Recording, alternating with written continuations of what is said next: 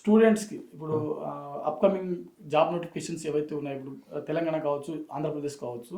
So ఈ ఇరు రాష్ట్రాల్లో అప్కమింగ్ నోటిఫికేషన్ల కోసం ప్రిపేర్ అవుతున్నటువంటి ఆస్పిరెంట్స్ కావచ్చు, లేకపోతే గతంలో ఆల్రెడీ 1 or 2 మార్క్స్ తోటి పోయినటువంటి అభ్యర్థులు కావచ్చు, వీరికి మీరిచ్చేటువంటి సలహాలు కానీ సూచనలు కానీ? నేను ఒకటే చెప్తాను, మీకు గవర్నమెంట్ సర్వీస్లో ఖచ్చితంగా రావాలి అనుకుంటే ప్రిపరేషన్ ఈ రోజు నుంచే స్టార్ట్ చేయాలి. నోటిఫికేషన్ రేపు వస్తుందా ఎల్లుండి వస్తుందా మీకు సంబంధం ఉండకూడదు, దాని మీద ఫోకస్ ఉండకూడదు ఫస్ట్ ఆఫ్ ఆల్.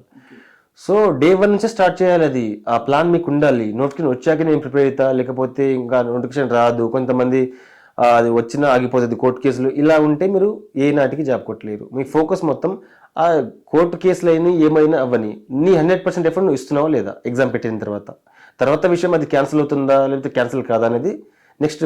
బట్ నువ్వు 100% ఇస్తున్నావా, ఈ అపోహ నుంచి నువ్వు బయటికి రావాలి ఫస్ట్ ఆఫ్ ఆల్. చాలా మంది ఈ ఎగ్జామ్ జరగదు, లైట్ తీసుకో, కోర్టు కేసు అవుతుంది కదా, మళ్ళీ క్యాన్సిల్ అవుతుంది అంటూ ఉంటారు. మన సైడ్ నుంచి మనం 100% ఇస్తే రిజల్ట్ అదే వెతుక్కుంటూ వస్తుంది. నేను కూడా అదే చేశాను. నేను జస్ట్ ఎగ్జామ్ రాసి వచ్చాను. చాలా మంది అన్నారు గ్రూప్ 3 రాస్తావు లేకపోతే అది క్యాన్సిల్ అవుతుందని.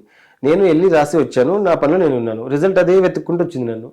సో మీరు ఫ్యూచర్లో ప్రిపేర్ అయ్యే వాళ్ళకి నేను ఒకటే చెప్తాను, కన్సిస్టెన్సీగా ప్రిపేర్ అవ్వండి దయచేసి. చాలా మంది చెప్తా ఉంటారు మీకు జాబ్ నోటిఫికేషన్ రాదు, క్యాలెండర్ రాదు, జాబ్ క్యాలెండర్ ఇవ్వరు, నోటిఫికేషన్ రావు, ఏదో వేరే ప్రైవేట్ సెక్టర్ వెళ్ళిపోండి అని చెప్తా ఉంటారు.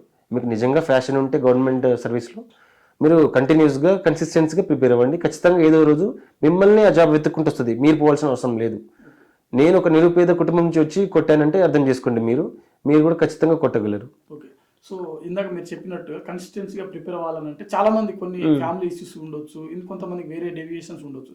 సో ఈ డెవియేషన్స్ నుంచి కంటిన్యూగా ప్రిపేర్ అవ్వడానికి అంటే మోటివేషన్ ఏమైనా అవసరమా అంటే మీరేమంటారు?